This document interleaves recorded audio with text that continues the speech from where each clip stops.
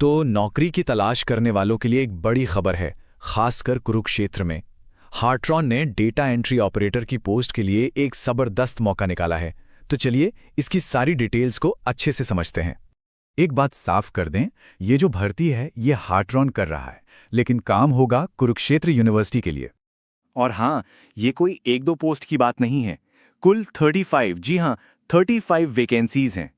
तो इस पूरे मौके को ठीक से समझने के लिए हम कुछ जरूरी चीजों पर बात करेंगे।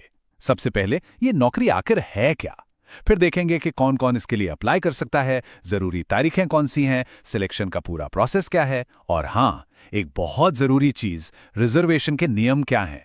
तो चलिए सबसे पहले और सबसे जरूरी बात कि आखिर ये मौका है क्या। तो देखिए, पोस्ट है डेटा एंट्री ऑपरेटर की, लोकेशन है कुरुक्षेत्र, और सैलरी की बात करें तो वो है 23,400 रुपए हर महीने। अब यहाँ एक बहुत बहुत जरूरी बात है जिस पर ध्यान देना होगा। नोटिफिकेशन में साफ साफ लिखा है कि ये नौकरी सिर्फ उन लोगों के लिए है जो कुरुक्षेत्र में ही रहकर काम करने के लिए तैयार हैं। तो ये एक काफी सख्त शर्त है। अच्छा, एक और बात है जिसे लेकर कोई कंफ्यूजन नहीं होना चाहिए। सिर्फ टेस्ट पास कर लेने से नौकरी पक्की नहीं हो जाती। असल में जो भी कैंडिडेट कामयाब होंगे उनका नाम एक पैनल में डाला जाएगा। ये पैनल 1 साल तक वैलिड रहेगा और फिर जब भी जरूरत होगी इसी पैनल से ज्वाइनिंग कराई जाएगी। तो अब सवाल आता है कि क्या इस पोस्ट के लिए एलिजिबिलिटी बनती है। चलिए मिलकर देखते हैं कि इसके लिए क्या क्या क्वालिफिकेशन चाहिए।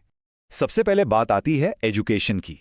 देखते हैं कि पढ़ाई लिखाई के मामले में क्या शर्तें रखी गई हैं। देखिए, अच्छी बात यह है कि क्वालिफिकेशन के लिए कई ऑप्शन दिए गए हैं। जैसे अगर किसी ने 10+2 50% मार्क्स के साथ किया है और साथ में ओ लेवल या 1 साल का कंप्यूटर कोर्स है तो वो अप्लाई कर सकते हैं।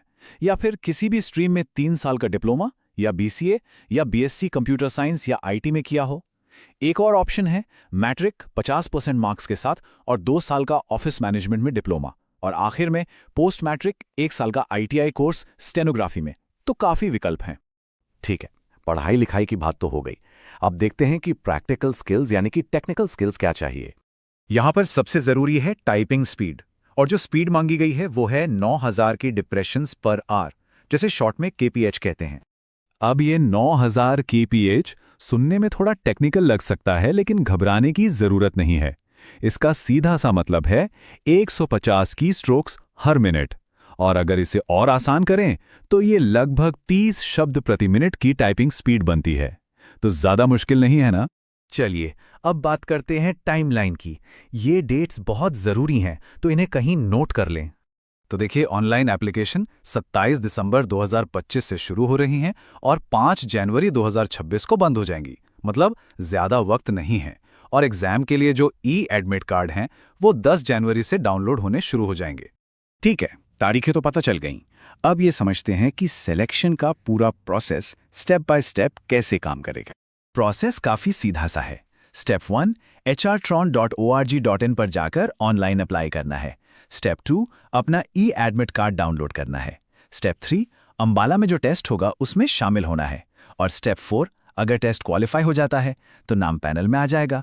चलिए अब आते हैं नोटिफिकेशन के उस हिस्से पर जो थोड़ा सा पेचीदा हो सकता है, यानी रिजर्वेशन के नियम, जो खास तौर पर हरियाणा के रहने वालों के लिए हैं।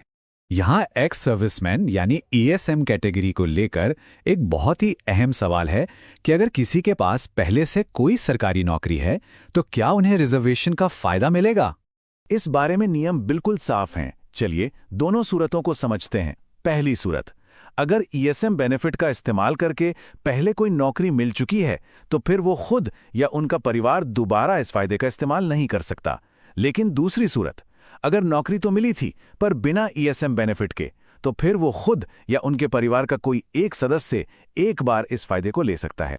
ईएसएम की जो रिजर्व पोस्ट्स हैं उनको भरने के लिए एक तय प्राथमिकता लिस्ट है। सबसे पहली प्राथमिकता दी जाएगी डिसेबल्ड एक्स सर्विसमैन को।